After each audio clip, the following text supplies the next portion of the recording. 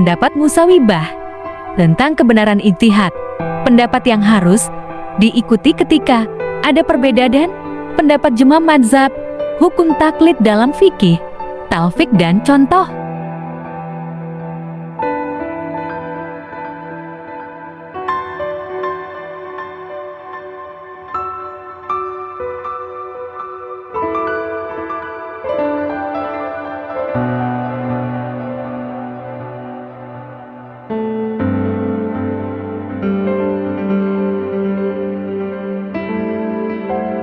Ilmu fikih adalah salah satu ilmu yang wajib dipelajari selain ilmu akidah dan tasawuf. Secara bahasa fiqh berarti mengetahui, termasuk dengan pengertian ini adalah perkataan kaum Nabi Syuaib alaihi salam yang dikisahkan Allah Ta'ala di dalam Al-Quran. Qalu ya Syu'aibu ma nafqahu katsiran mimma taqul. Mereka berkata, wahai Syu'aib, kami tidak paham kebanyakan apa yang kamu katakan. Quran Surat Hud ayat 91. Secara istilah, fikih adalah al-ilmu bil ahkam asy-syar'iyyatil alamiyah al-muqtasabu min adillatiha tafdiliyah. Ilmu tentang hukum-hukum syariat yang bersifat amaliyah yang dihasilkan dari dalil-dalil yang terperinci. Adanya lafal al-ahkam al-syariah, hukum-hukum syariat, dalam definisi untuk mengecualikan hukum akal. Adanya lafal al-amaliyah yang bersifat amaliyah dalam definisi untuk mengecualikan ilmu akidah. Adanya lafal al-muktasab yang dihasilkan dalam definisi untuk mengecualikan ilmu Allah.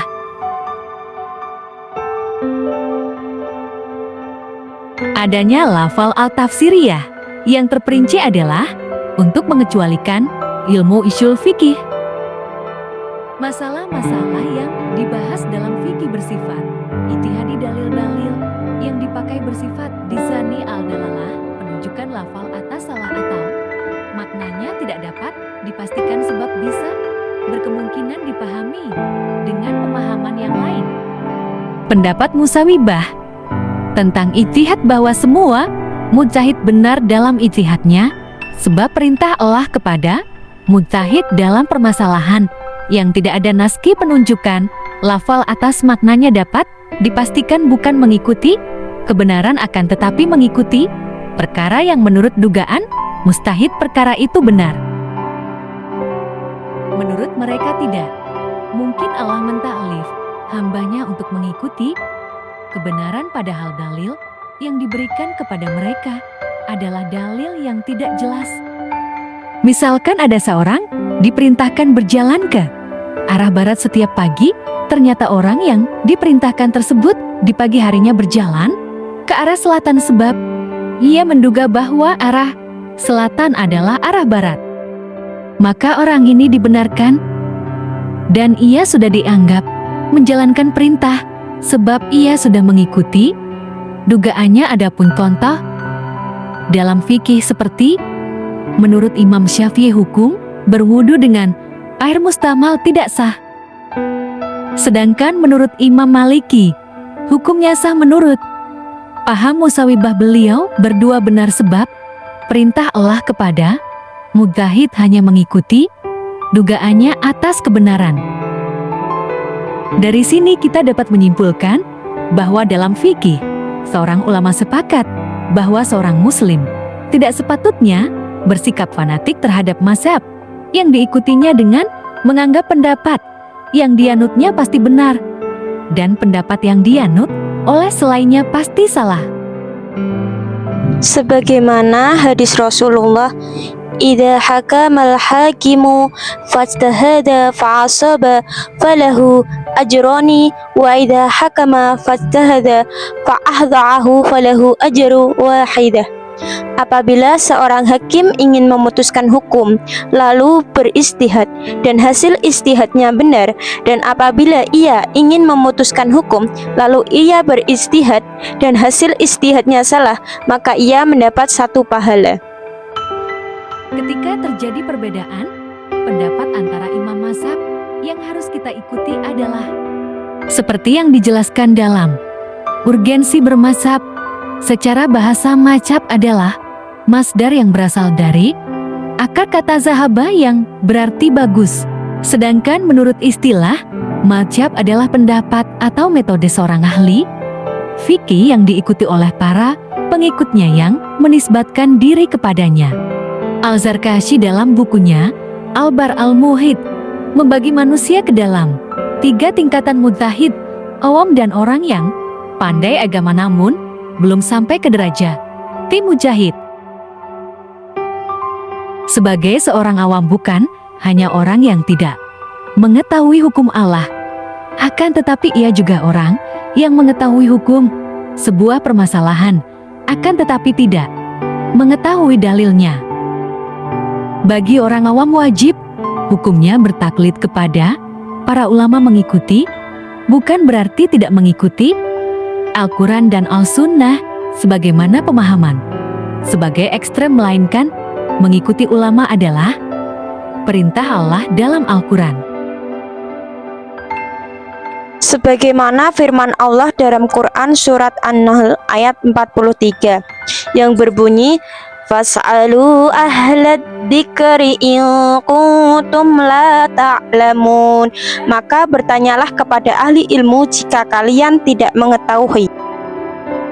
Jadi ketika terjadi perbedaan pendapat antara imam mazhab, yang harus kita lakukan adalah mengikuti mazhab yang diyakini paling unggul dibanding mazhab yang lain, atau minimal setingkat dengan mazhab lain, walaupun dalam kenyataannya mazhab yang diikuti diungguli oleh mazhab yang lain. Orang yang pandai agama namun belum sampai ke derajat mujtahid. Para ulama berbeda pendapat terkait golongan kedua ini. Menurut Ibnu Al-Hajib dan beberapa ulama lainnya, golongan kedua ini sama dengan golongan pertama, yaitu wajib bertaklid sebab ketidakmampuan mereka untuk berijtihad. Mujtahid adapun bagi mujtahid maka ia wajib berijtihad dan tidak boleh bertaklid kepada yang mujtahid yang lain, walaupun mujtahid yang diikuti tersebut adalah sahabat. Hukum taklid dalam fikih. Taklid adalah mengamalkan sebuah pendapat tanpa mengetahui dalilnya. Taklid dalam permasalahan akidah hukumnya haram, bahkan sebagian ulama berpendapat imam seorang mukhalif tidak dapat menolongnya besok di akhirat.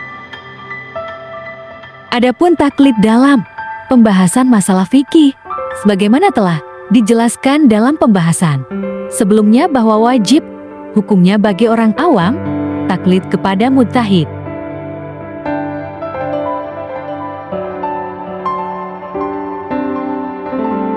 Ada beberapa syarat yang harus diperhatikan oleh seseorang apabila ia ingin taklid dalam bidang fikih, yaitu: pertama, mengetahui syarat-syarat imam mazhab dalam masalah yang diikuti. 2. Tidak berdampak pembatalan keputusan qadhi hakim, sebab keputusan qadhi hanya dapat terbatalkan apabila bertentangan dengan nas ijma atau kias jali. 3. Tidak selalu mencari-cari rukhsah keringanan. 4. Tidak mentalfik. Talfik adalah mencampur adukan dua pendapat sekiranya dari pencampuran itu menimbulkan hukum baru yang tidak dapat dikatakan oleh dua imam yang dicampur adukan pendapatnya. Contohnya seperti seorang wudhu dengan mengusap sebagian kepala dengan taklid kepada Imam Syafi'i dan menyentuh lawan jenis yang bukan mahram tanpa syahwat dengan taklid kepada Imam Malik, lalu orang tersebut salat. Baik menurut Imam Syafi'i ataupun Imam Malik, keduanya sepakat tidak mengesahkan syalat orang-orang seperti kasus tersebut. Alasan Imam Syafi'i, salat orang tersebut tidak sah sebab orang tersebut tidak mengusap seluruh kepalanya melainkan hanya sebagian kepala saja.